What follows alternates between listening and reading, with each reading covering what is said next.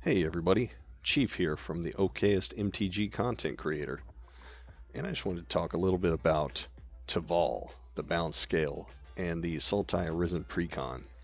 As we approach the end of Tarkir Dragonstorm and get ready for Final Fantasy's release, I just wanted to discuss why I've been enjoying this pre-con that I've upgraded so much, and why I think Teval is a great commander, but also wanted to hit on something I figured out about the deck that I don't know if anyone has really talked about. But let's get right into it. We have Teval the Bounce Scale for 1 in Sultai. You get a legendary creature, Spirit Dragon, 4/4 with flying. Whenever he attacks, you mill 3 cards. Then you may return a land card from your graveyard to the battlefield tapped. And whenever one or more cards leave your graveyard, you make a 2/2 Black Zombie Druid creature token. So Teval is doing a lot. He does anything that you want a graveyard-based Sultai commander to do. He's a good-sized flying body, he mills, he helps you ramp, he returns things from your graveyard, and he makes tokens. So that's the point I want to hit on is, how does this deck win? What is the actual win con? And I think you could approach it a few different ways, but I decided to look at exactly what the deck is trying to do, and it does four things really well. 1, it ramps a lot. You'll get a lot of lands out of your graveyard, and you'll be able to cast a lot of spells. 2, it fills your graveyard. 3, you recur things from said graveyard. And 4, it makes lots of tokens. So how do we capitalize the most on that? Well, I looked at the land synergies in the deck, and it came with quite a few already, but I've added a couple. So we have Avenger of Zendikar, which is a great landfall classic.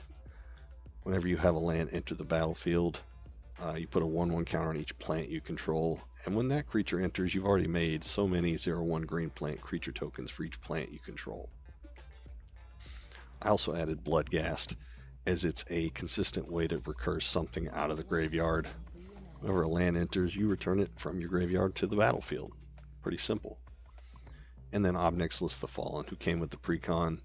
Just a great landfall synergy. Whenever a land enters, you can have a target player lose 3 life, and if you do, put 3 1/1 counters on Obnixilis. So just a great way to capitalize on those land synergies. We also got to have things in the graveyard. So I added Waterlogged Hulk, just a 1 blue mana for an artifact that you can tap to mill a card. Simple. And on the back of it, it also has a vehicle, a 4/4 with Vigilance watertight gondola that has Descend 8, and it can't be blocked as long as there are 8 or more permanents in your graveyard, and it has Crew 1. Pretty nice addition. Hedron Crab was great for the deck. Lots of self-mill every time a land enters. Unseal the Necropolis I added. Each player mills 3 cards, and then you return up to 2 creatures from your graveyard to your hand. I also added Head Shredder. It also helps you mill, and whenever a land is put in your graveyard from your library, you put it on the battlefield tapped, and it's a Crew 1 for a 5/5, so it's great. Ripples of Undeath was a much needed add, an enchantment that lets you mill on your pre-combat main phase, and then you can pay 1 mana and 3 life and put a card from among those into your hand. So you're recurring, you're milling, does everything you want to do. I also added Snarling Gorehound.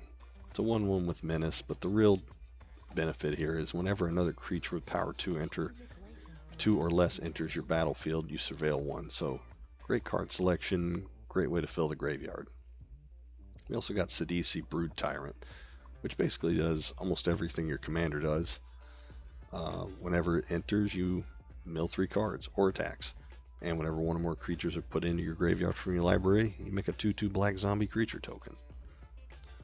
Life from the Loam came with the pre-con, and it's amazing. You can fill your graveyard. It has Dredge 3. Very powerful.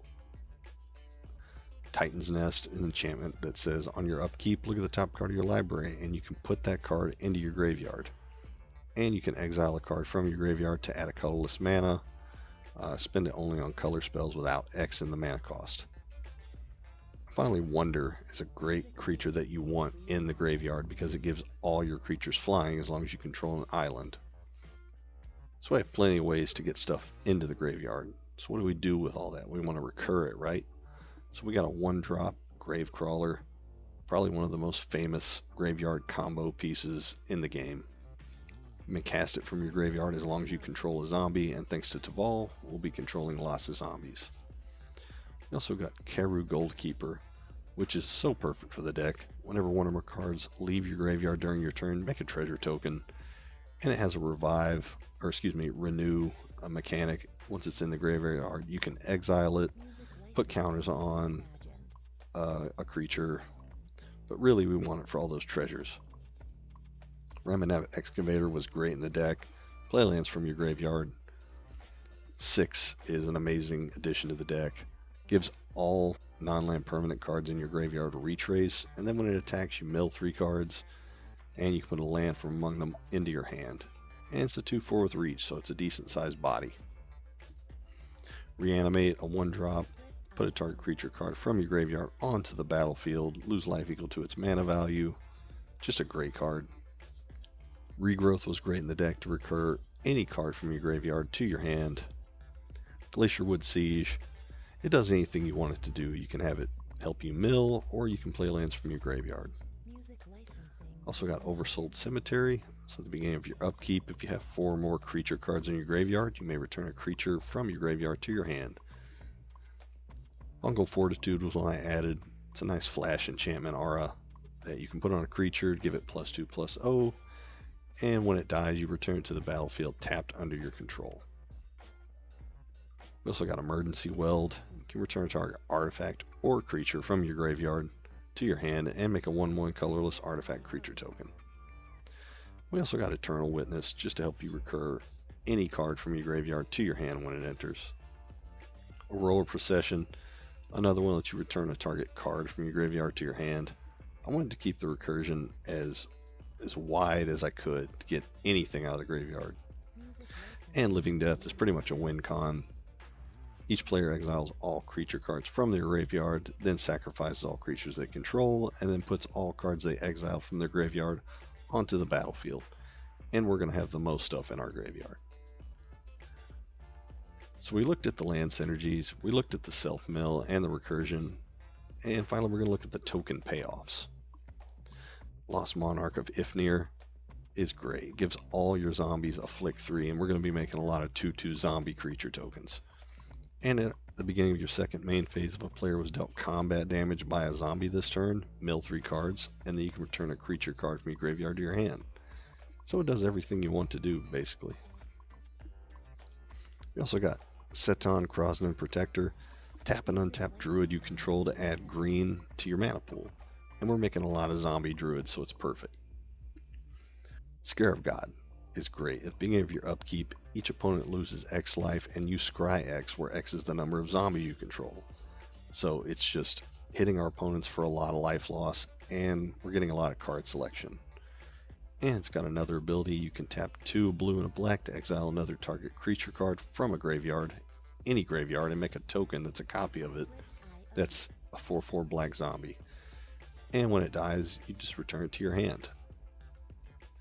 We got White of the Reliquary. It's great. You can sack it to help you ramp. You look for a land card, any land card, put it on the battlefield tapped, and it gets +1/+1 for each creature card in your graveyard. So it's phenomenal. And I added Insidious Roots, an enchantment that says creature tokens you control add 1 mana of any color. Whenever 1 or more creature cards leave your graveyard, make a 0/1 green plant creature token, then put a 1/1 counter on each plant you control. So this 2-drop is doing a lot for us. So after looking at all that, I finally realized the deck doesn't have one particular win con. You basically win just by overwhelming your opponents with the value that you're gaining from all those graveyard synergies. Lastly, I want to touch on a couple of cards that I haven't added, but I think would be great additions to the deck.